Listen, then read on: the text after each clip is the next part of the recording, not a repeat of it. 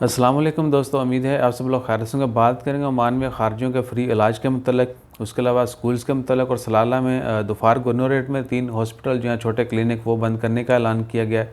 वो क्यों बंद किए जा रहे हैं और उसकी रीज़न क्या है, लॉजिक क्या है, और जो तंबाकू सोशल मीडिया के ऊपर फैलाया जा रहा है चंद व्यूज़ लेने के लिए, अल्लाह माफ़ फरमाए उससे, कि पता नहीं किस हिम्मत और हौसले से रमज़ान में भी ये चल रहा है।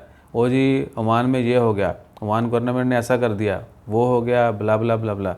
तो घोड़ा जो है ना वो छोड़ दिया जाता है कि दौड़ते जाओ।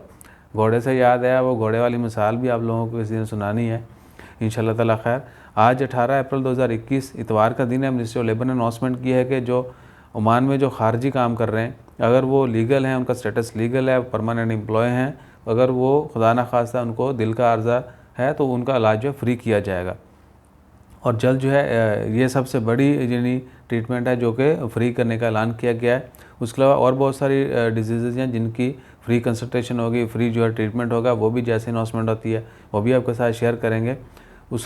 दूसरी बात है स्कूल्स के मतलब, अगर कोई भी स्कूल बगैर अप्रूवल के ओपन होगा मिनिस्ट्री ऑफ एजुकेशन की, या कोई भी tuition centre education centre open होगा, तो उनको जो है एज आ वायलेंस जो है वो करार दिया जाएगा और उनके खिलाफ कानूनी कार्रवाई होगी, जेल और जुर्माना होगा। 500 रियाल तक जो है जुर्माना रखा गया है कि कोई भी एजुकेशन सेंटर बगैर अप्रूवल के ओपन किया गया तो उनको 500 रियाल जुर्माना होगा। और सबसे इम्पोर्टेंट कि सलाला दोफार में जो है 3 क्लिनिक बंद करने का ऐलान किया गया 20 अप्रैल से। 3 क्लिनिक, उनके नाम जो हैं वो है अल दारीज़ हेल्थ सेंटर, उसके बाद दूसरा है सलाला अल जदीदा हेल्थ सेंटर, और तीसरा हाजिफ हेल्थ सेंटर। ये मंगल के दिन 20 अप्रैल से अगले नोटिस तक बंद रहेंगे। वहाँ पर काम जो है वो सस्पेंड किया जा रहा है क्योंकि स्टाफ जो है इन हॉस्पिटल का, इन क्लिनिक का स्टाफ जो है वो सुल्तान कबूस हॉस्पिटल में शिफ्ट किया जाएगा, क्योंकि वहाँ पर बहुत ज़्यादा पेशेंट एडमिटेड हैं कोविड-19 के।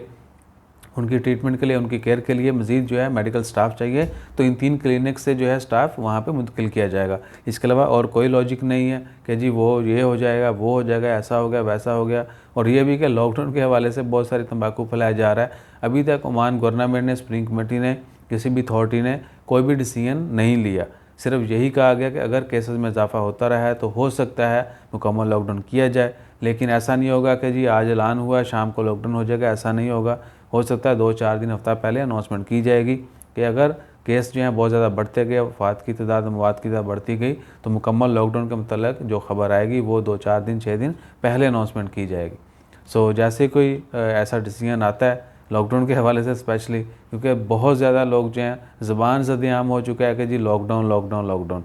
आई थिंक लास्ट ईयर की तरह भी शायद अवाम को इस साल ईद जो है वो लॉकडाउन में गुजारने का चाह चढ़ा हुआ है।